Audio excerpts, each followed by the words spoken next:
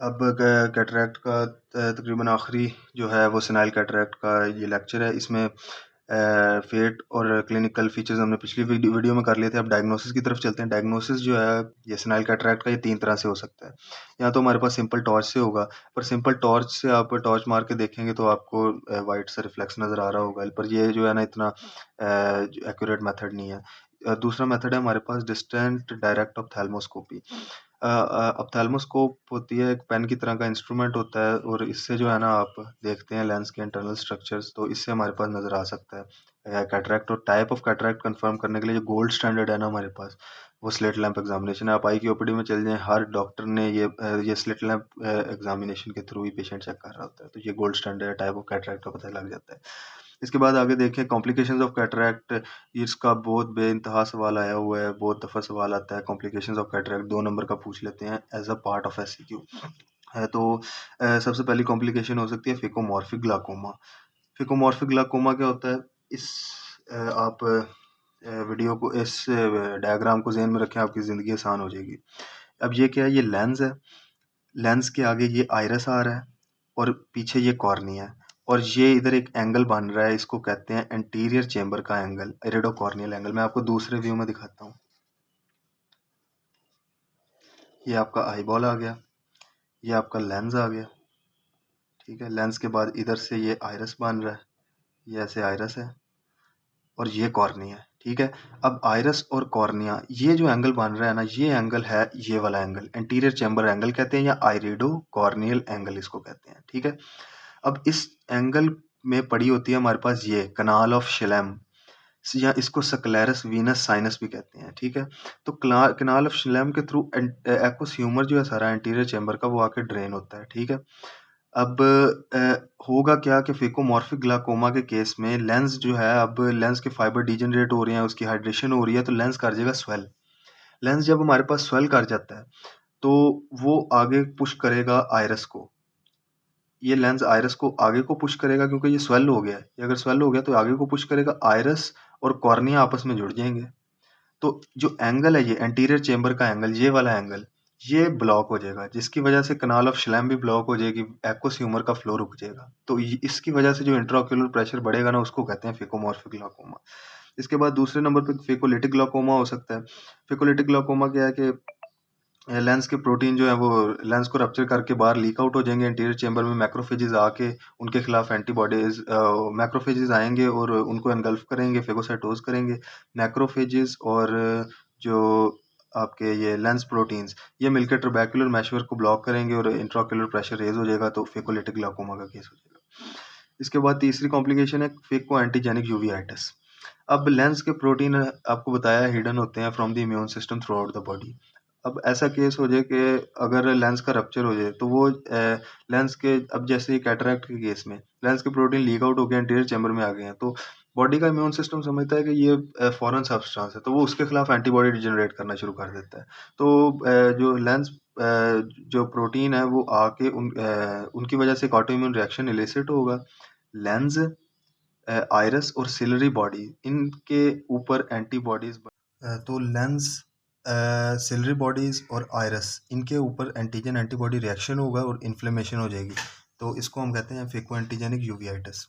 इसके बाद चौथा कॉम्प्लिकेशन आपके पास हो सकती है डिसलोकेशन ऑफ लेंस। अब लेंस के फाइबर डिजेनरेट, अगर वो सस्पेंसरी लिगामेंट जिनके थ्रू लेंस अटैच है सिलरी बॉडी से, वो डिजेनरेट कर जाए तो लेंस डिसलोकेट हो जाएगा। लेंस दो जगह डिसलोकेट होके या तो विट्रियस में चला जाएगा, विट्रियस ह्यूमर में। विट्रियस ह्यूमर में विद कैप्सूल जाएगा तो उससे क्वाइट पड़ा रहेगा, कुछ नहीं होगा। अगर विदाउट कैप्सूल जाएगा तो उससे हमारे पास रिएक्शन हो जाएगा और विट्रियाइटिस भी हो सकता है, ठीक है।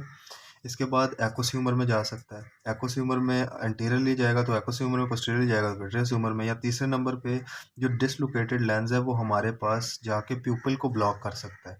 प्यूपिल को ब्लॉक करके प्यूपिलरी ब्लॉक ग्लाकोमा करवा सकता है, ठीक है। तो ये आपने 4 कॉम्प्लिकेशंस इसकी याद रखनी है: फेकोमॉर्फिक ग्लाकोमा, फेकोलिटिक ग्लाकोमा, फेको एंटीजेनिक यूवीआइटिस और डिसलोकेशन ऑफ लेंस। इसके बाद मैनेजमेंट आ जाती है इसकी। मैनेजमेंट कोई मेडिकल मैनेजमेंट नहीं है, मैनेजमेंट इसकी सर्जरी है, ट्रीटमेंट सिर्फ सर्जिकल ट्रीटमेंट है।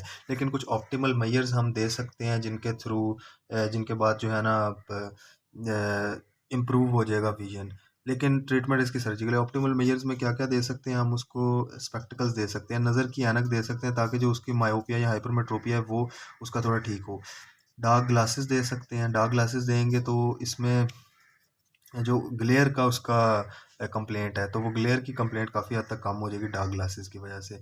और तीसरे नंबर पे जो है वो आप उसको प्यूपिलरी मिडरियाटिक्स दे सकते हैं, यानी कि जो प्यूपिल को डायलेट कर दें मिडरियाटिक्स। तो डायलेट होगा तो कुछ ना कुछ लाइट अंदर जाएगी तो कुछ ना कुछ नज़र विजन इम्प्रूव हो जाएगा। तो सर्जिकल ट्रीटमेंट अब देख लेते हैं। सर्जिकल ट्रीटमेंट इसकी है 3 तरह की। जो है कैटरैक्ट की सर्जरी जो है ना वो 3 तरह की होती है। सबसे पहले नंबर पे होती है एक्स्ट्रा कैप्सूलर कैटरैक्ट सर्जरी। अगर आपने कैप्सूल समेत कैटरैक्ट को एक्सट्रैक्ट कर दिया है, अगर आपने कैप्सूल को इंटैक्ट रहने दिया है और जो है सिर्फ लेंस को बाहर निकाला है, लेंस के मैटर को, यानी कि कैप्सूल अंदर ही है। ये देखें, ये आई है, ये लेंस है। अगर आपने इधर से लेंस के मैटर को निकाल लिया है पर लेंस का कैप्सूल अभी ऐसे ही अंदर पड़ा है, तो ये हमारे पास है एक्स्ट्रा कैप्सूलर कैटरैक्ट एक्सट्रैक्शन। इसकी ये आगे 4 तरह की है। फेको एमल्सिफिकेशन हो सकती है, इसमें आप फेको प्रोब होता है उसके थ्रू अल्ट्रासोनिक वेव्स देते हैं जिससे लेंस का मैटर जो है ना वो आपके पास डिसइंटीग्रेट हो जाता है और वो फिर आप उसको एस्पिरेट कर लेते हैं और फिर आर्टिफिशियल लेंस डाल देते हैं। दूसरे नंबर पे FSL, femtosecond laser cataract extraction. इसमें लेजर के थ्रू आप लेंस के मैटर को तोड़ते हैं, कैटरैक्ट को तोड़ते हैं और उसको एस्पिरेट कर लेते हैं। फिर manual small incision cataract surgery है। और फिर चौथे नंबर पे conventional extra capsular cataract extraction है। इसमें आप मैनुअली जो है ना वो न्यूक्लियस को निकाल लेते हैं। दूसरे नंबर पे intra capsular cataract extraction. Intra capsular cataract extraction होती है कि आपने कैप्सूल समेत जो है वो निकाल लिया है लेंस को सारे को, यानी कि कैप्सूल भी निकाल लिया। ये इंडिकेटेड होता है अगर जो है ना सीवियर इन्फेक्शन हो जाए, क्रॉनिक एंटीरियर जो है वो यूवीआइटिस का केस हो, तो आपने कैप्सूल समेत लेंस सारे को निकाल लिया। तो इसलिए आपके पास 3 मेथड से हो सकता है। एक एक्सप्रेशन मेथड है, इसमें आप क्या करते हैं कि जो लेंस है उसके 12 ओ क्लॉक और 6 ओ क्लॉक पे आप प्रेशर अप्लाई करते हैं आई के, तो वो लेंस जो है ना वो खुद ही बाहर आ जाता है। तो ये एक्सप्रेशन मेथड है। अरूगाज मेथड में आप एक अरूगाज फोर्सेप होता है, उस फोर्सेप्स के थ्रू जो है ना आप जो है वो लेंस को जो है वो बाहर निकाल लेते हैं कैप्सूल समेत। क्रायो एक्सट्रैक्शन होती है, क्रायो प्रोब होता है। तो फ्रीजिंग मैकेनिज्म के थ्रू आप जो है ना वो लेंस उसको लेंस से अटैच करते हैं और उससे खींच लेते हैं बाहर, एक्सट्रैक्ट कर लेते हैं न्यूक्लियस को। फिर तीसरा होता है मेथड पार्स प्लेनर लेंसेक्टमी।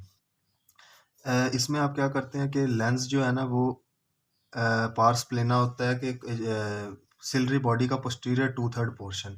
इधर आपके पास आ गई सिलरी बॉडी जिसके साथ अटैच है लेंस सस्पेंसरी लिगामेंट के थ्रू। सिलरी बॉडी का पोस्टीरियर और 2/3 पोर्शन जो है ना वो होता है एवास्कुलर, उसमें कोई वेसल नहीं होती। तो हमने जब भी posterior chamber of I vitreous में जाना हो, लेंस की पोस्टीरियर कैप्सूल में जाना हो, तो पोस्टीरियर चेंबर ऑफ लेंस में हमने अप्रोच करनी है तो इसको अप्रोच करते हैं पार्स प्लेना के थ्रू। पार्स प्लेना के थ्रू जाएंगे, सारा का सारा लेंस ही बाहर जो है वो निकाल लेंगे। तो ये पार्सप्लेनर लेंसेक्टमी है, ये सीवियर केसेस में करते हैं कि जब पीछे आपके विट्रियाइटिस हुआ हो या यूवी एंटीरियर यूवेटिस का केस बहुत सीवियर हो तो उस केस में हम ये पार्सप्लेनर लेंसेक्टमी करते हैं। तो इससे अगली वीडियो में आपको मैं पास्ट पेपर का रिव्यू बता देता हूँ थोड़ा सा।